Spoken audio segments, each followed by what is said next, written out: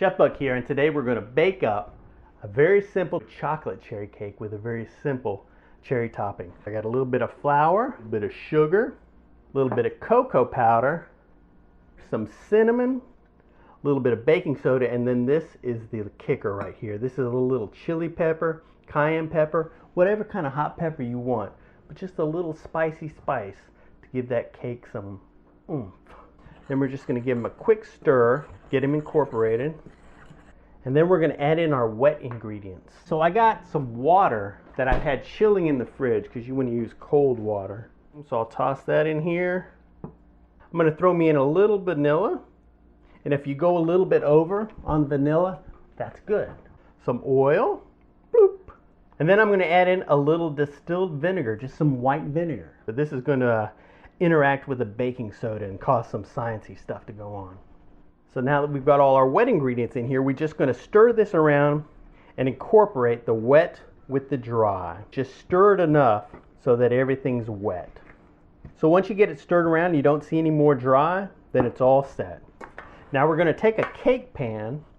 Let's see, I'm going to put a little bit of oil in here just to get the sides of my pan coated well so that my cake doesn't stick. And I got a little bit here on the bottom of the pan too. But just for insurance purposes, I'm going to throw a little bit of parchment paper on the bottom. And that's optional. You know, you could just grease it up with just the oil if you wanted and a little sprinkling of flour. But we're going to dump our batter into our pan and get every last little drippy drop out of there. So we'll go ahead and give it a little pat, pat, pat, level it up. So now we're just going to slide it in the oven. And I got my oven preheated at 350 degrees. And I'm just going to slide it in here on the center rack. Boom! We're going to let it bake away for about a half hour. And while that's going on, we'll go ahead and work on our topping. So I got a little saucepan right here. And I'm just going to add some water, just a dinky-doo amount of water. Some lemon juice. And then I got a little cornstarch for a thickener. Just a wee little bit of sugar. So we'll get this mixed up and get our cornstarch dissolved in this liquid. And we're doing all of this off the heat. And now I'm going to put it on my burner. So on medium heat, I'm just going to stir this constantly until it heats up and begins to thicken. Beep, beep, beep, beep. And you can see as I'm stirring, see those streaks getting left? So it's beginning to thicken up. So now I'll go ahead and toss my cherries in here. So I'm just going to stir these cherries around, get them well incorporated with this syrup. And then we're just going to leave it on medium heat, let it bubble away for about 10 minutes. You know, give it an occasional stir. Beep, beep, beep, beep. I've been stirring it occasionally, and you can see it starting to bubble all over right here. So I'm going to go ahead and turn the heat off and get it over here. So we'll just leave this alone and let it cool down, and it'll thicken up. Let me check over here. Boom, boom.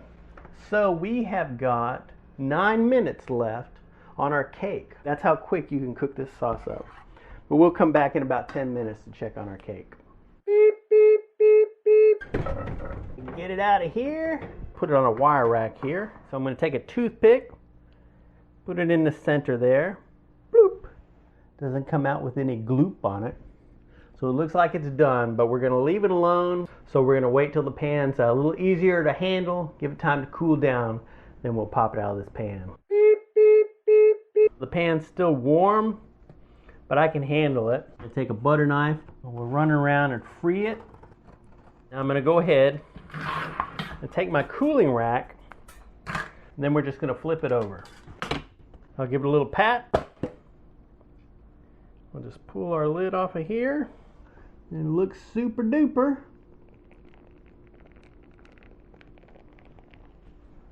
This looks pretty good. But we're going to leave it alone for a little bit longer and let it cool down completely. And then we'll throw our cherry topping on here. So it's been a wee little bit longer. And it is completely cooled down. It's not warm at all. So I'm going to go ahead and transfer it onto a plate. Let's see. Boom, boom. And as you can see, it's a very sturdy cake. And it's so moist. Super duper moist. See, there's a slight bow on this side, but not too much. But I'm going to go ahead and put the flat side up. Now this cake is so moist. I mean, it's delicious just like this here. If you wanted to, you could just take some powdered sugar and give a little sprinkle over top.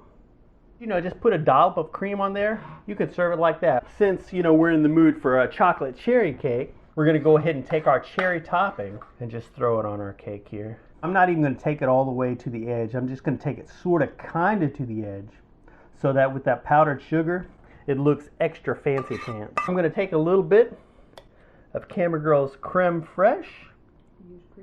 Let me see if I can maneuver one of my cherries right on top. Super duper beautiful chocolate cherry cake. Okay, I'm gonna go ahead and cut Camera Girl a little slice here.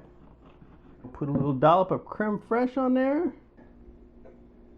Bum, bum, bum. Well, how's it working out?